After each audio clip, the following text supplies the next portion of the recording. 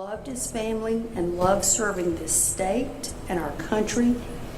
He dedicated his life. He spent 40 years in public life, sat across the table from presidents, buried his closest friend on national television, negotiated with senators from both parties on some of the most contentious issues in American politics, and never once in all that time stood at an altar. For decades, people whispered about it. Reporters brought it up in interviews. Late-night hosts joked about it. Political opponents used it as a talking point. And yet, in the weeks since his sudden death, the real answer has finally come into focus. Not because someone uncovered a secret, but because the truth was sitting in plain sight the entire time, in the form of a little sister he raised almost single-handedly starting when he himself was barely out of his teens. This is the real story of Lindsey Graham, the family he built decades before he ever built a political career, and the sister who is now, in a strange and moving twist of fate, finishing what he started. Lindsey Olin Graham was born on July 9, 1955, in central South Carolina, a small blue-collar town where his parents, Florence James Graham and Millie Graham, ran a restaurant, pool hall, bar, and liquor store known locally as the Sanitary Cafe. It wasn't a glamorous upbringing by any stretch. 4 years, the family actually lived in a set of rooms behind the business itself, only moving into a proper house next door once the business found steadier footing. Young Lindsey grew up working alongside his parents in the bar, absorbing the rhythms and habits of small-town Southern life long before anyone could have imagined him one day sitting on the Senate Judiciary Committee or negotiating foreign policy with world leaders. He became the first person in his family to attend college, enrolling at the University of South Carolina with a fairly ordinary set of plans. Plans that, at the time, had nothing to do with Washington or national politics. Those plans were interrupted almost overnight. In 1976, when Graham was 20 years old, his mother died of Hodgkin lymphoma. Just 15 months later, his father died suddenly of a heart attack. In the span of a single stretch of his college years, Graham went from being a son to being the only parent his much younger sister, Darlene, had left in the world. There was no wealthy relative waiting in the wings, no extended family structure ready to absorb a grieving child. There was only a young man barely out of his teens, and a little sister who now depended on him entirely. Rather than send Darlene to live with distant relatives, Graham made an extraordinary decision for someone his age. He decided to keep her with him and raise her himself. After enrolling in the Air Force Judge Advocate General's Corps and beginning active duty in 1982, he legally adopted his own sister so that she could be covered under his military health and family benefits. That single decision, made by a man still finishing law school and just beginning a demanding legal career, quietly reshaped the entire course of his personal life. Balancing a demanding legal career in uniform with the responsibilities of raising a teenager who had just lost both her parents was not a symbolic gesture. It meant being present for the ordinary, exhausting parts of parenting, school troubles, emotional setbacks, the slow and uneven process of grief, all while finishing a law degree and building the foundation of a military legal career that would eventually stretch across 33 years. During the final years of his active duty service, Graham was stationed at Rhein-Main Air Base in Germany, working as a military prosecutor and defense attorney, thousands of miles away from the small South Carolina town where his sister was growing up. That distance added a layer of difficulty to raising her that rarely gets mentioned in the political profiles written about his career. He often returned home on leave to check in on her schooling and well-being, and relied on a small circle of family friends in Central to help fill the gaps whenever his military duties pulled him overseas for extended stretches. It was, by most accounts, an unusual arrangement for a man barely out of his 20s, one that left very little room in his life for the kind of dating and courtship most people his age were pursuing at the time. With his sister raised and his active duty service behind him, Graham moved into elected politics in earnest.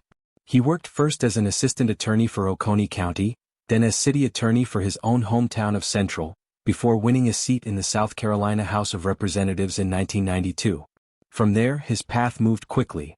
The U.S. House of Representatives in 1994, and then the U.S. Senate in 2002, where he succeeded the long-serving Strom Thurmond.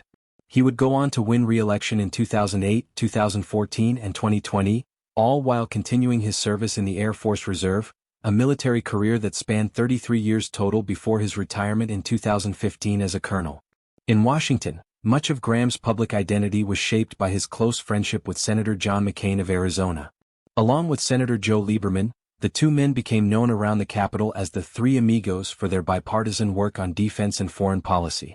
McCain used to joke publicly that he had seen Graham date plenty of attractive women over the years but had never once seen him get seriously close to marriage, a running joke between the two men whenever reporters brought up the subject.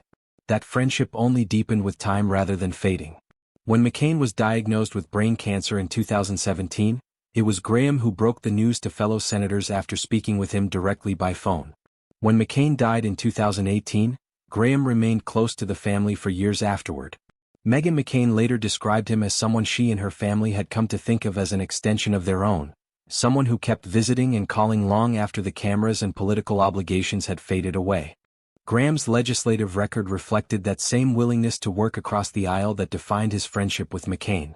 Beginning in the mid-2000s, he partnered with the late Senator Ted Kennedy to pursue comprehensive immigration reform, an ambitious proposal that tried to combine stronger border security with a modernized legal immigration system and a pathway to legal status for undocumented immigrants already living in the country. The proposal drew fierce criticism from conservative activists who argued that any pathway to legal status amounted to amnesty, regardless of the conditions attached. Graham rejected that framing, insisting that effective immigration policy required balancing compassion with enforcement rather than treating the two as opposites. Years later, Graham returned to the same fight as one of the central Republican architects behind the bipartisan Gang of Eight immigration bill introduced in 2013.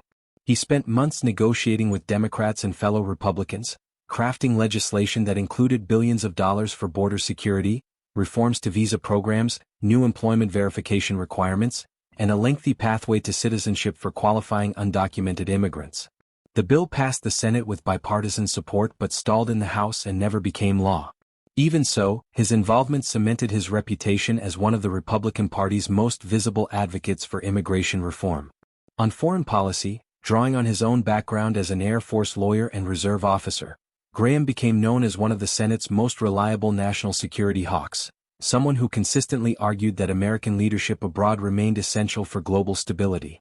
Rather than relying solely on intelligence briefings in Washington, he regularly traveled overseas to witness events firsthand. Repeated visits to Iraq and Afghanistan during those wars to meet with American troops, diplomats, and allied leaders. That habit of showing up in person continued long after those conflicts faded from the headlines. As Russia's invasion of Ukraine reshaped global politics, Graham emerged as one of the strongest congressional supporters of continued American assistance, visiting the country multiple times and meeting directly with Ukrainian officials. He argued consistently that supporting Ukraine wasn't an act of charity but a strategic investment in international security. He had, notably, just returned from another trip to Ukraine in the days before he died. Through all of it, the committee chairmanships, the foreign trips, the shifting political alliances, one fact about Graham's personal life kept resurfacing in interviews and profiles. He had never married and had no children of his own. During his brief run for the 2016 Republican presidential nomination, reporters repeatedly asked who would serve as First Lady if he were elected.